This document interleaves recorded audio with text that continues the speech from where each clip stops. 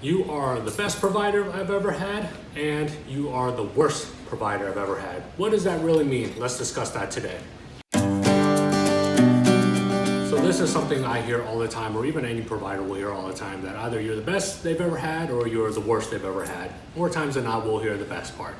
But as a provider myself, I practice under medicine. So everything that I've done, I incorporate medicine into it. Although we're dealing with beauty, we're dealing with aesthetics and just overall fun things to improve ourselves, I always approach it from the aspect of medicine. So I treat it with that respect, and I treat my clients with that respect as well. So I think a lot of times people appreciate that because I speak more medically with them, and I really help them understand the why and why we're doing certain procedures that we're doing. It's not just coming in, let's just pump you up with Botox, let's just pump you up with filler, let's just lift you with threads. Because at the end of the day, it is your face. I want you to have the full understanding of what you're truly getting into, and then what are the goals that you're coming out with as well.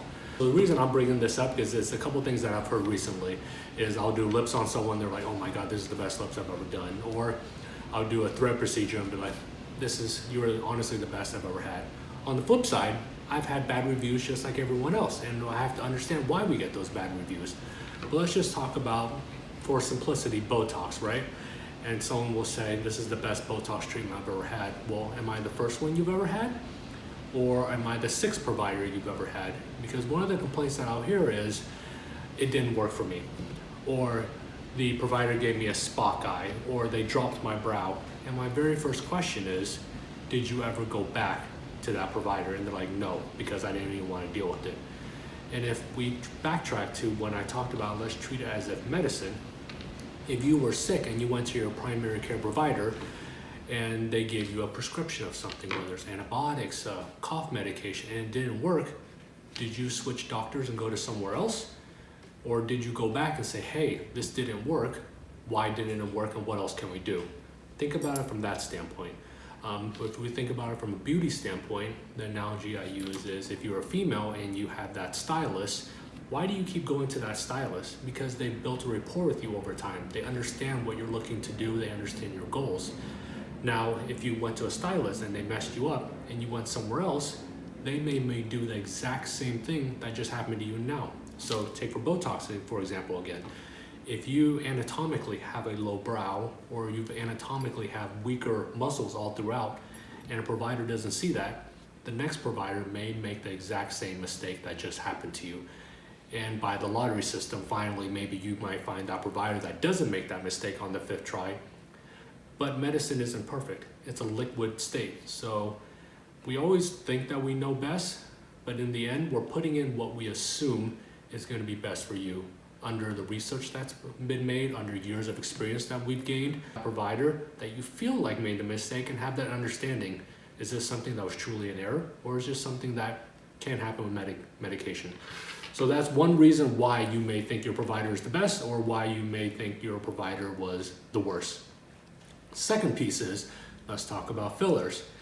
Before you came to me, did you have already 5 or 6 syringes of filler somewhere else? Because think about what filler is. Filler is putting in volume where you have a lack of volume, or putting in volume where you want to enhance an area.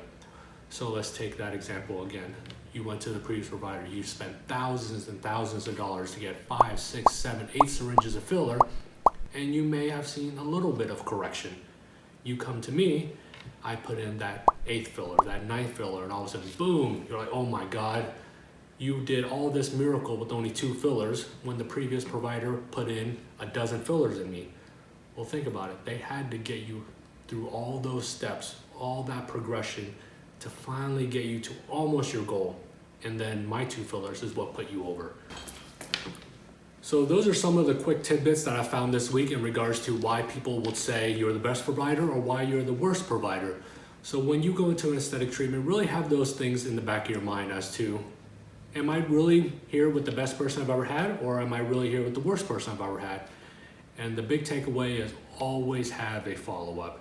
So that's why I always stress when people come see me from abroad or even from another state, do you have the capability to come back and see me in 2 weeks? Because if you don't, that's really the gap that you're missing.